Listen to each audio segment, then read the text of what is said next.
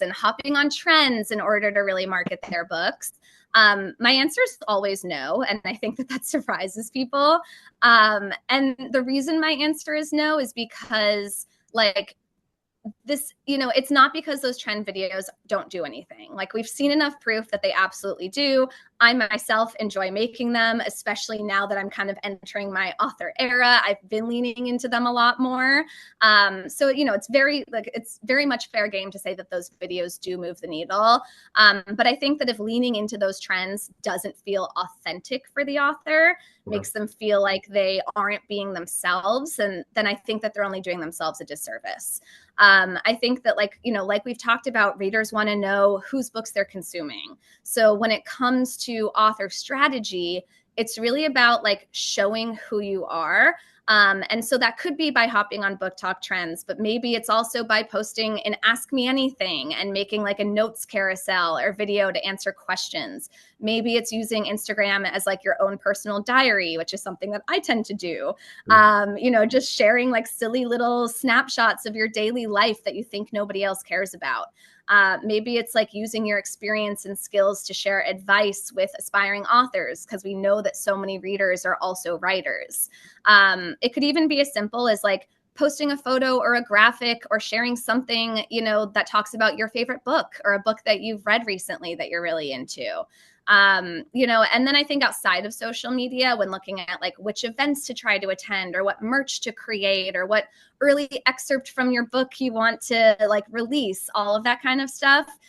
Again, I'm such a broken record, but it comes back to the KPIs. It comes back to the goals. So like, are you trying to get direct sales for your book? Are you trying to make connections with other authors who might blurb your book? Are you trying to generate awareness before your book goes on sale? Then figure out what your goal is, then put yourself in your reader's shoes. What would convince you to blurb someone else's book, or what would catch your attention and make you want to pre-order something, and strategize from there? Because at the end of the day, when it comes to marketing, like every single one of us is also a consumer. So it's pretty, we can strategize and we can learn all the skills, but sometimes it's as simple as just putting yourself in the consumer's shoes. That's good. And then from also from like more of it, like introvert authors, how do they should they take the route of like, hey, should I work with, I see these influencers out here, maybe they can get my book out there more. How do introverted authors kind of make sure that they still are, as you kind of said, I think you alluded to a lot, but I'm curious how you think about that as well. Yeah, no, I think that's a great question. Like I personally am an extroverted extrovert. So sometimes something that seems so simple, with putting yourself out there can be really scary for an introvert. And I think that a lot of authors, like, they're so comfortable when they're in this very secluded space writing, and then they're a lot less comfortable once their book is out in the world and they're expected to put themselves out there. So I think that like leaning into platforms where they don't need to be the ones kind of front facing. So I think leaning into creators is huge. Like DMing creators, talking about doing partnerships with them, asking if they, if you can send them a free copy of your book, all of that kind of stuff. That said, one thing I will always caveat with creators is that if you want a guaranteed post, like if you're doing a partnership where like they have to post something, it is very important that you pay them.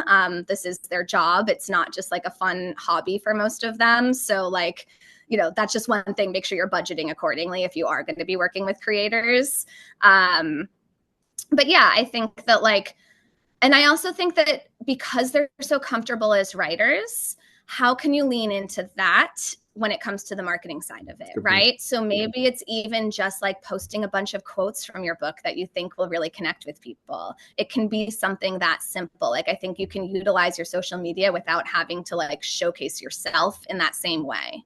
Yeah, that's a good point. And it's, I think that makes, I always think about that too for authors. I like there's a great way of just using what you already, I think, Elisa, how I think about it is like, how do you make one piece of content stretch? Like, how can you make so like, even when I think about like podcasts, and I'm like, how can I continue to give value through this that allows it to be short form, that allows it to be long form, everything in between. But when it comes to authors, like a blog post then becomes a tweet. a blog post then becomes a TikTok because now you can take that and turn it into something. So I always think about that as well. If you enjoyed that clip, make sure you head over to www.bookupapp.com to download our app so you can connect with your favorite bookish content creators, start conversations, and start your own book club.